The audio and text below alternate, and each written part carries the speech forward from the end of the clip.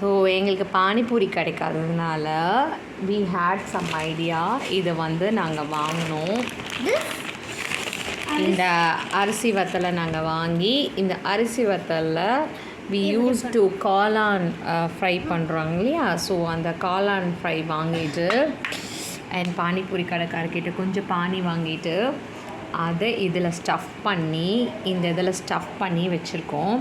Basically இதை நாங்கள் பானியில் tip பண்ணி சாப்பிடும்போது எக்ஸாக்டாக பானிபூரி எப்படி இருக்குமோ சேம் அதே டேஸ்ட்டு. நீங்களும் ட்ரை பண்ணி பாருங்கள். So yummy.